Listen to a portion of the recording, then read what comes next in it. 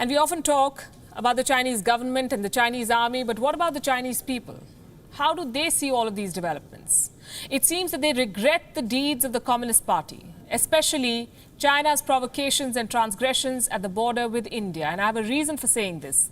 New Delhi has responded with bans and economic distancing. The Chinese side remains adamant it will not go back. Guess who is unhappy with China's stand? Its own people and China's very own big businesses.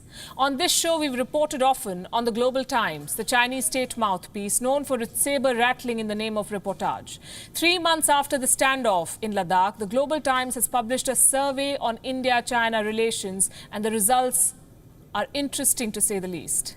The Chinese citizens, it turns out, like India, more than 50% hold a favourable impression of India. Almost 51% respondents like the Modi government. 70% believe the anti-China sentiment in India is excessive. More than 30% feel the ties will improve. Almost 9% of the respondents say that they see improvement in the short term. 25% feel things will improve in the long term. The Chinese citizens hold a favourable view of a democratic India. This is a survey that Beijing should be reading very carefully. It's a message more for Beijing than for Delhi. Meanwhile, China's biggest tech company, Huawei, is going all out to woo India. It's running big ads in all leading dailies of India. The message is the same. Huawei is as committed as ever with India for India. The company says it has been doing business in India for 20 years now. Huawei seems to be spending a lot of money on this campaign. Why now, you may ask? Well, this could be one of the reasons. A report from the Financial Times came out earlier this week. It says that India is looking to phase out equipment from Huawei and other Chinese players. Instead of a formal ban, New Delhi has reportedly indicated to telecom companies that they should stay away from Chinese gear. Now, Huawei is facing a complete ban in the United States, in the United Kingdom and Australia.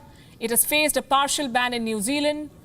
Now it faces an informal ban, and India is not the only one doing this. Canada is following a similar strategy.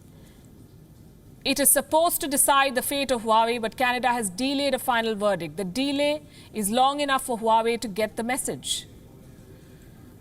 Remember, Huawei's CFO, Meng Wanzhou, is facing extradition proceedings in Canada. The United States wants her custody over alleged violation of Iran sanctions. Canada and China are fighting a diplomatic war over this, and Huawei is proving to be the casualty. Perhaps Huawei feels that it still stands a chance in India, so the company is giving out ads reminding people of its long relationship with India.